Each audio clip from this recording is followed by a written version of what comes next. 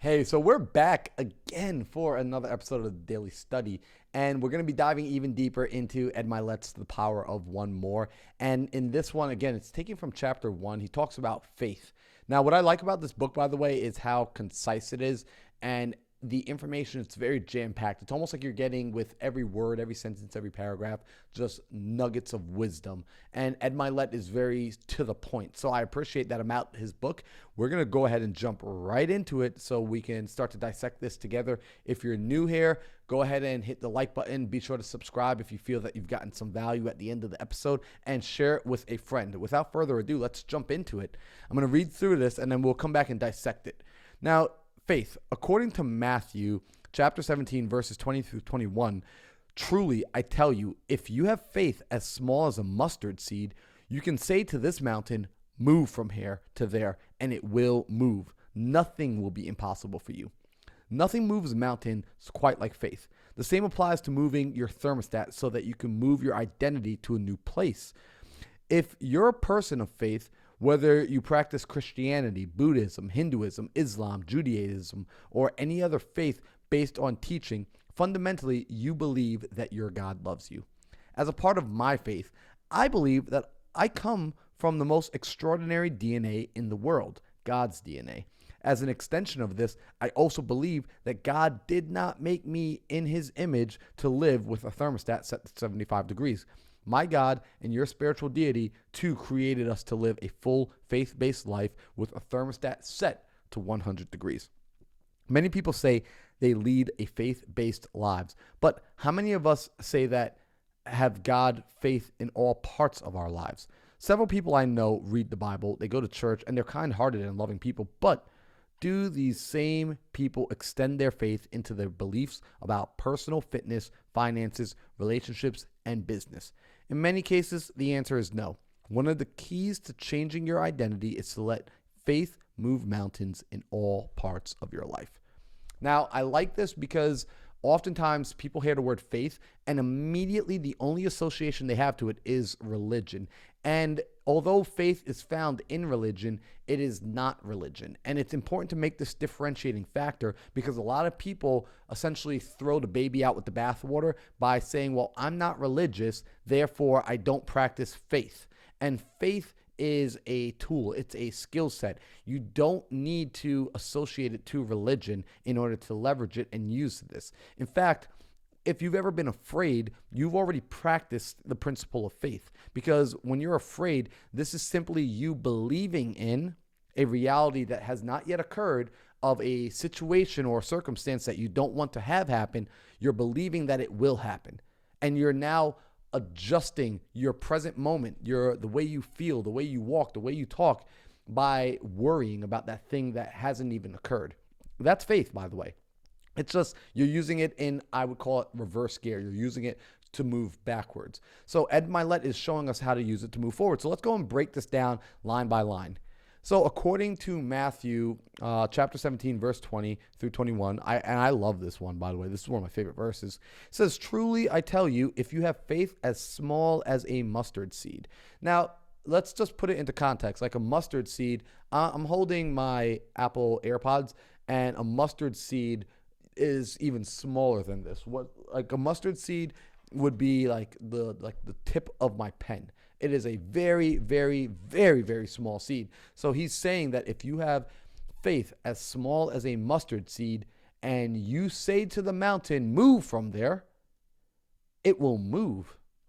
Right? So with just even that little bit of just full, and we're talking about real faith. We're talking about like authentic faith, like the good stuff, like the potent stuff.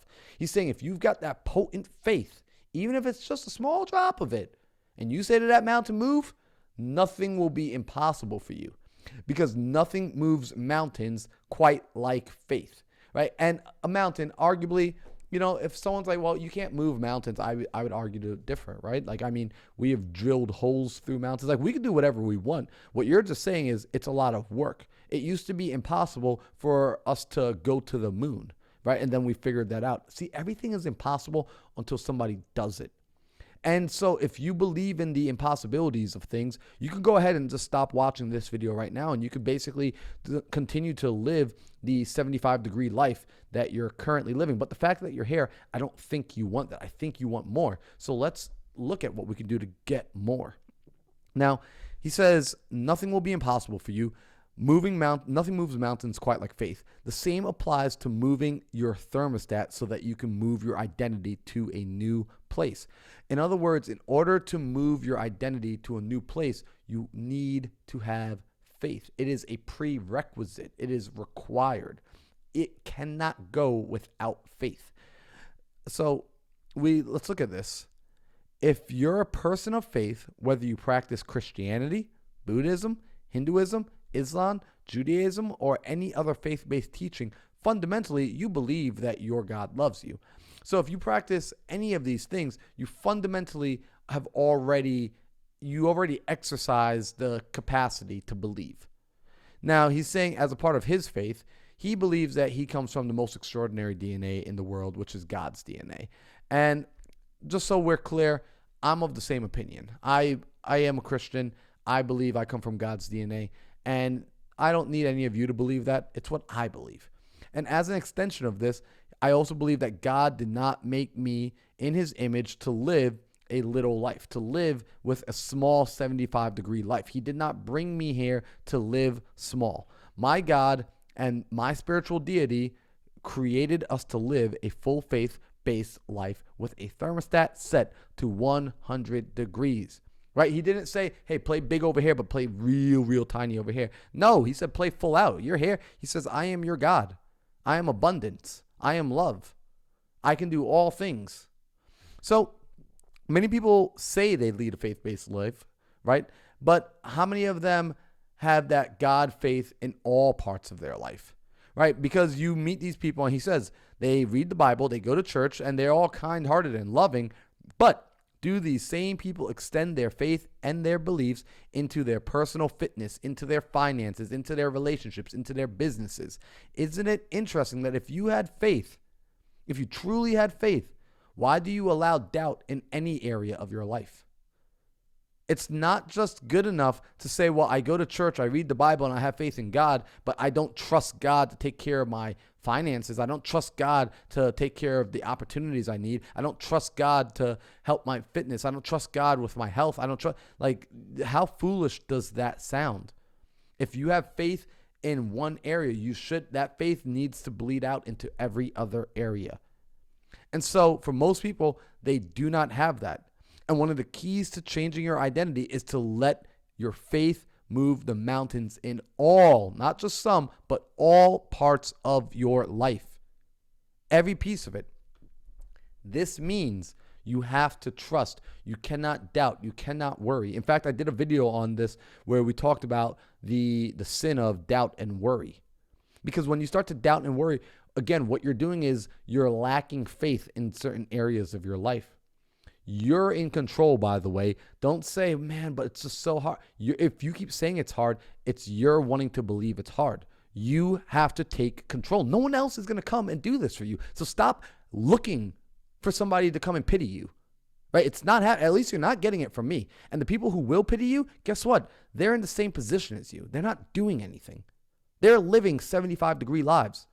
The people that are living 100-degree lives, you might think, man, they seem so harsh. No, they know that you have the capacity to do more, so they expect you to do it. See, I used to work with kids, and I would tell them, the only reason I get upset with you is because I know you are capable of more. If I didn't believe you were capable of more, I wouldn't get upset when you did dumb things, because that's all your capacity is capable of. Like, I don't get upset when the cat knocks a vase over. It's a cat. It doesn't know any better. I don't get upset when the dog does something stupid. It's a dog. It's going to do stupid things. That's why we love the dogs. But when you, as a person, or when a 5-year-old, right, if a 5-year-old knocks something over, I don't get upset. It's a 5-year-old. But when a grown man comes and he knocks something over, I'm upset. Why? Because you have the capacity to not make that mistake. You have the capacity to be in control of your body. You have the capacity to be in control of your faith and to dictate the terms of your life. So my friends, let that faith bleed into all areas of your life, not just a few, but all areas of your life. So Let me know in the comments below what you think about this. If you agree, do you agree that your faith should be going into all areas of your life, or am I totally crazy and no, faith should only be in the Bible, at church, on Sundays? That's the only place. Marlon, you're a knucklehead. Stop talking. Let me know in the comments below. Also, if you got value from this video, be sure to subscribe and hit that like button, because we are going to be dropping videos like this every single day. So, guys, I'll see you for the next video. You enjoy the rest of the day. Stay blessed by the best.